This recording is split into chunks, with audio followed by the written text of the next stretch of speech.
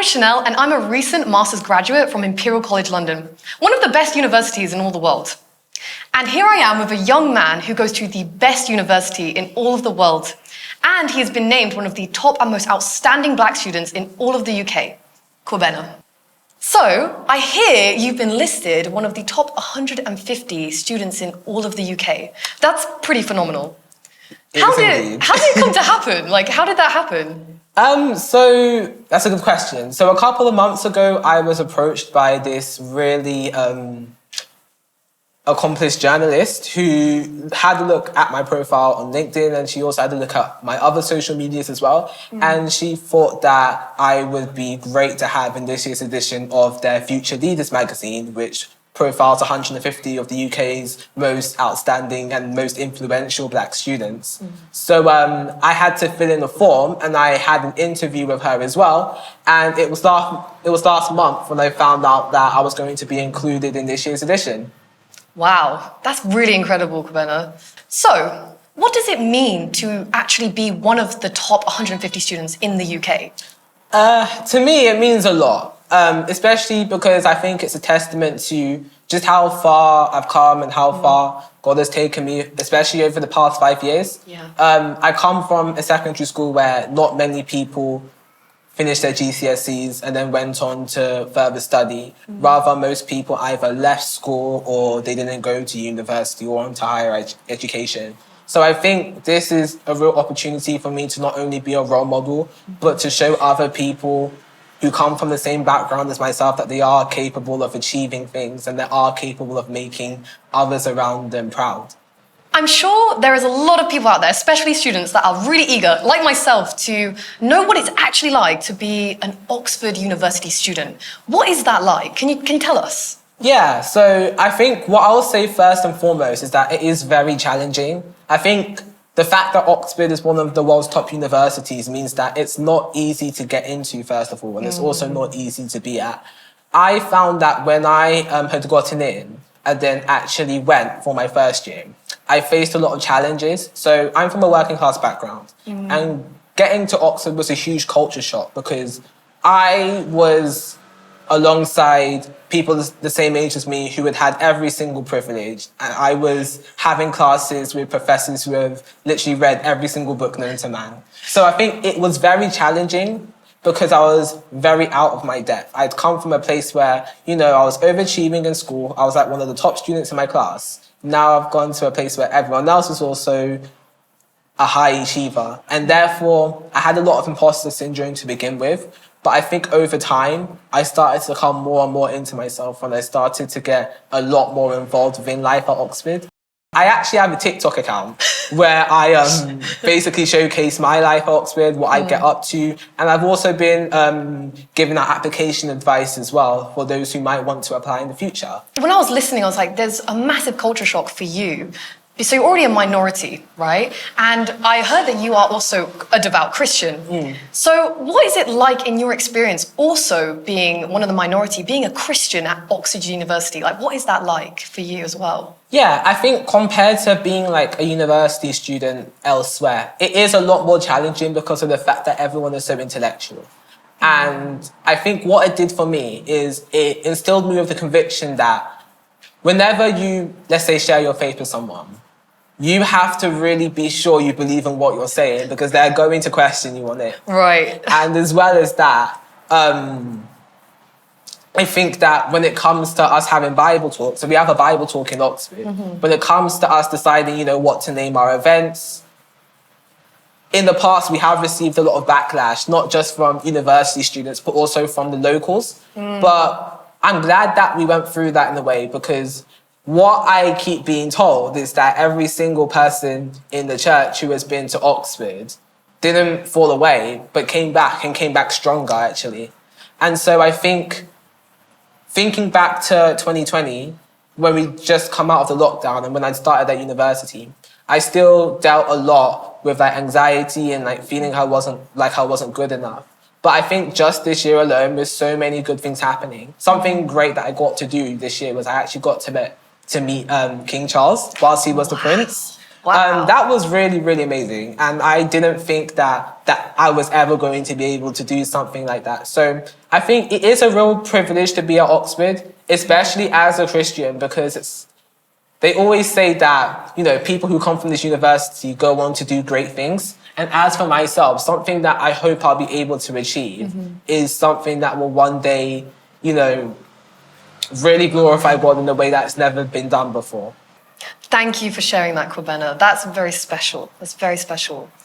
Do you have a vision for yourself in Oxford, after Oxford? Do you have a vision for the future and what you want to do, especially to glorify God specifically?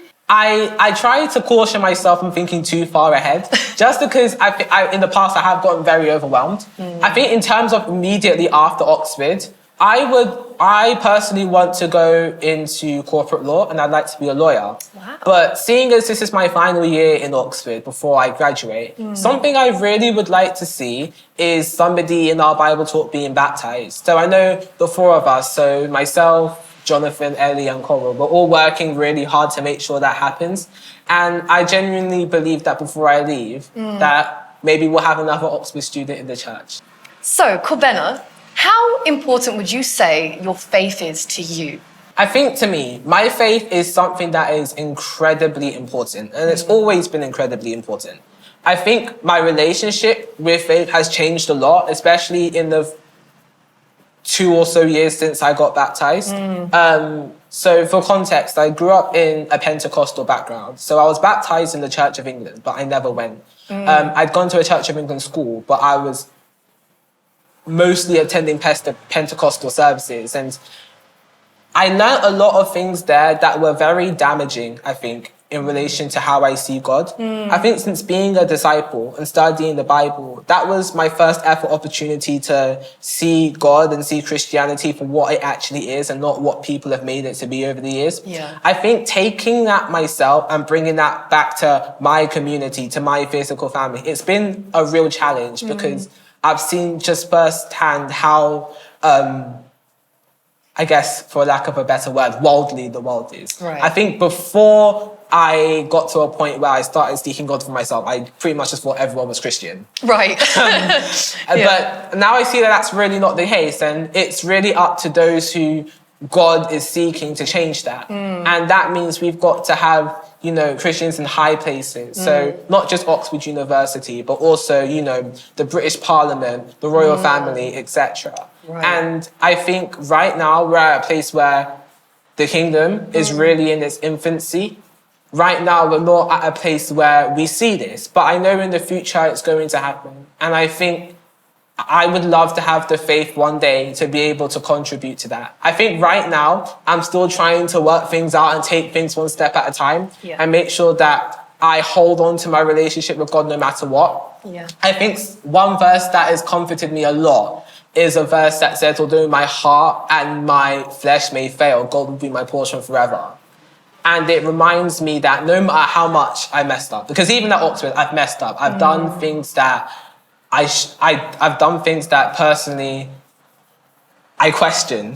And I don't see myself as this super perfect Christian who just gets everything right all the time. I think my life and my example is just so far from that. And I can't think of how many times I've had to choose between university and the kingdom, for example. And not to mention things going on at home as well. I think that has just always reminded me that we need to have perseverance and we need to never give up, because even faith, as small as a mustard seed, can have so much impact. And when I think to when I started at Oxford, me thinking that, I'm really struggling to be able to be a disciple here where everyone is so worldly. I think God has really blessed the small faith that I did have. And now he's allowed all of these good things to happen. And now I'm listed as one of the top black students in the entire country, which is something I never could have imagined happening when I studied the Bible. Never. To all the students that are listening out there, would you be able to give them some tips, some advice that you personally have to just the students who are trying to be ambitious in their life or do want to seek God? Do you have any advice for them as a student and Christian yourself? I'd say probably my main advice is personal branding is everything. And what I mean by that is, when you become a disciple, that becomes your personal brand. Wow. You use that personal brand to bring people to God.